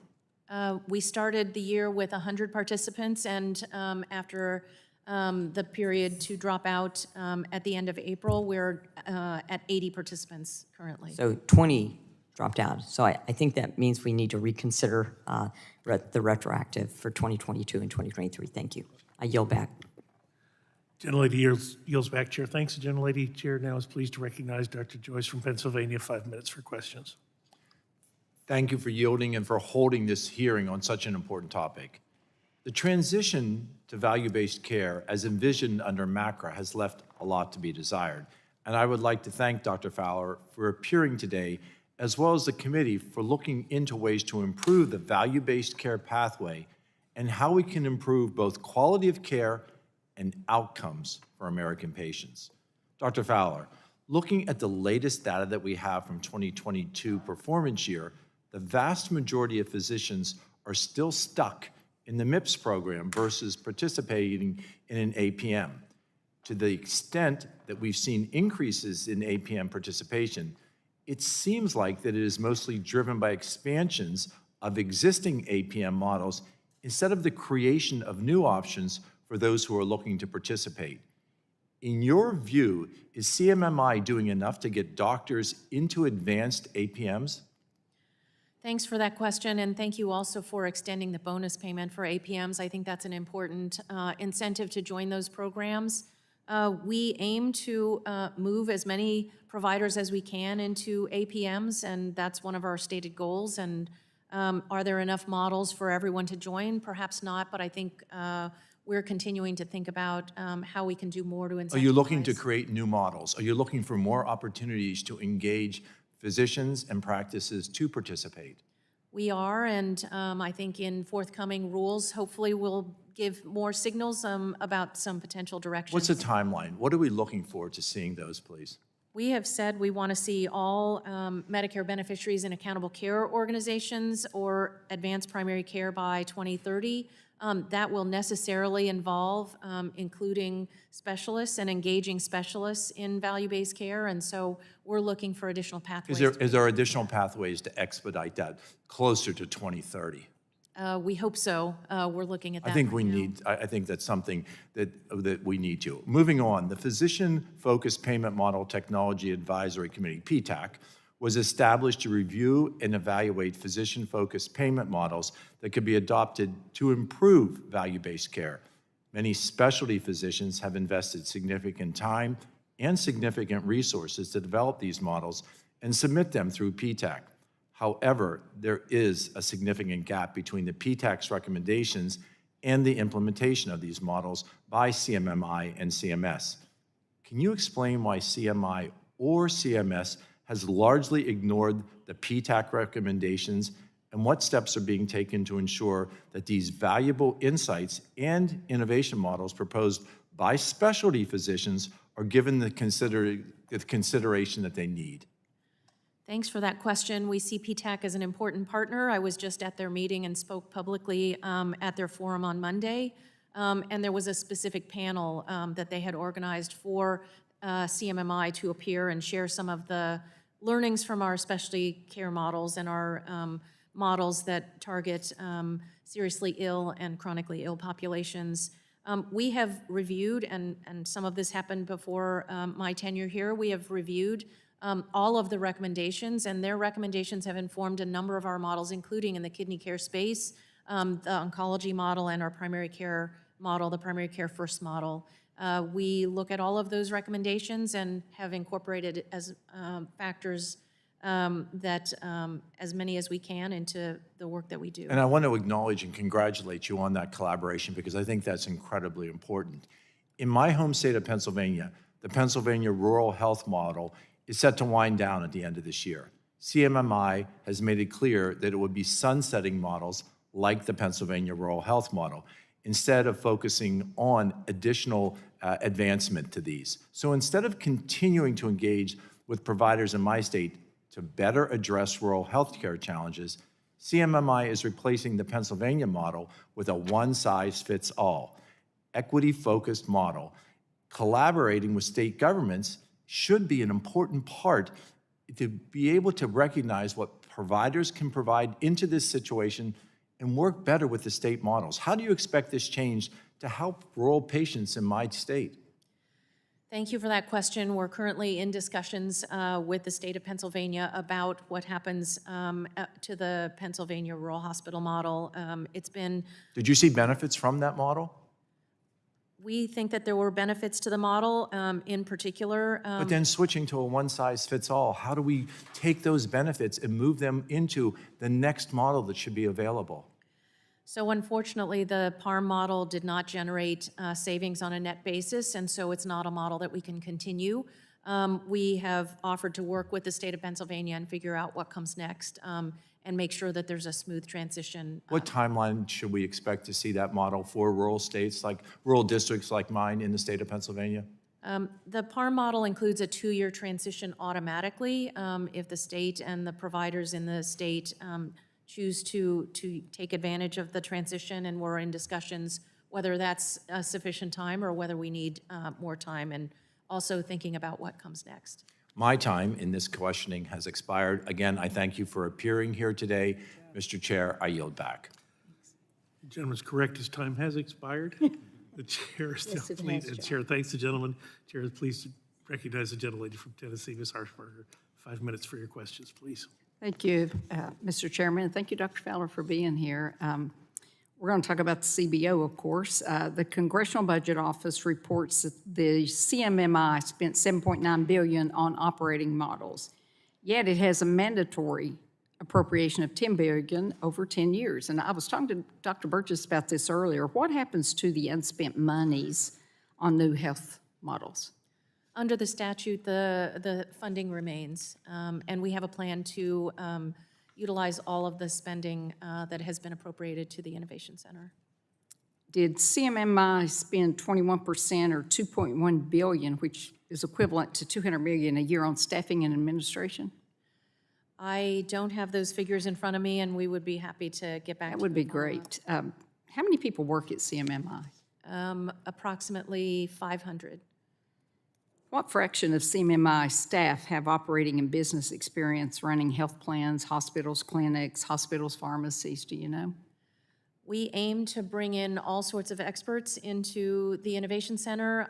I am blessed to work with some of the smartest people and have a great staff that have a variety of expertise and experience, including having worked in plans and in practices. So really pleased at the staff that we have and their ability to translate what they see out in the world into the models and the work that we do. Yeah, well, you know, it makes sense to me as a former business owner in a pharmacy and running pharmacies for 38 years. You know, it's good to have operating and business experience if you put these people in positions of authority.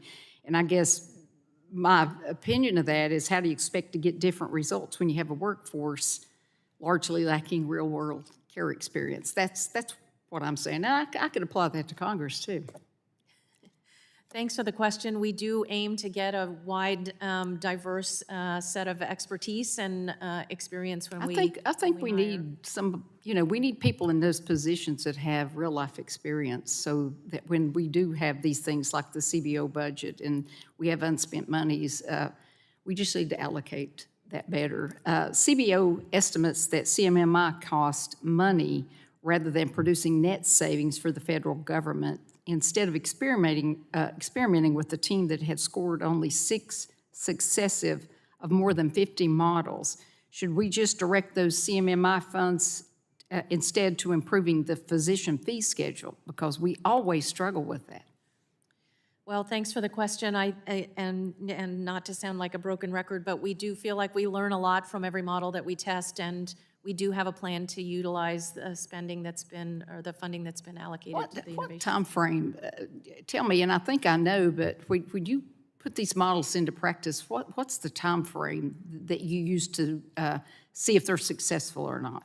I think, initially probably 3 to 5 years for the model, but what we found is that it takes a while for providers that join the model to really get up and running and make those investments and build the expertise and the platform to be able to be successful, and then the model ends. And so what we're trying to do is look at longer models that give them a little bit more of a runway to do that. Maybe to 5 make to that 10 years, transformation. you think, maybe? It depends on the model. The primary care model that we are starting on July 1st will be a 10-year model instead of a 5-year model to give that more predictability. But it's still voluntary, correct? It is still voluntary. And see, I struggle with that part too.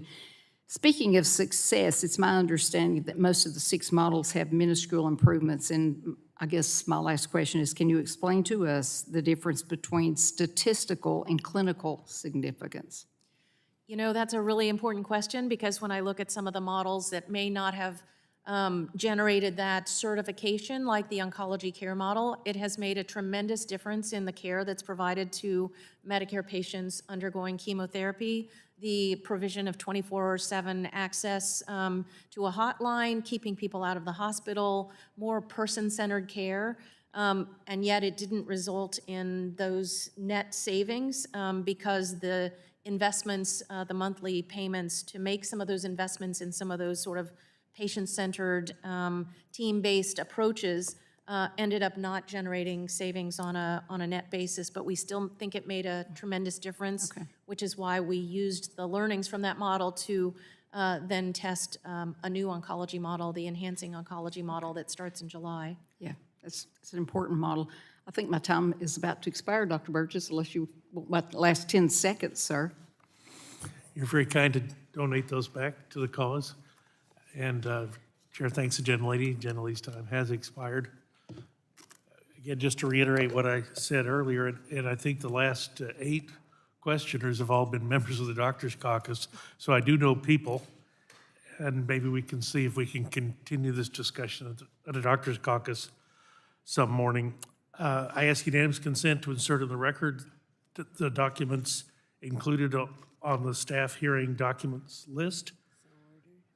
Without objection, that will be in order. You don't want me to read those? I'll remind members they have 10 business days to submit questions for the record. I ask the witnesses to respond to the questions promptly. Members should submit their questions by the close of business June 28. Without objection, subcommittee is adjourned. Thank you, Dr. Fowler.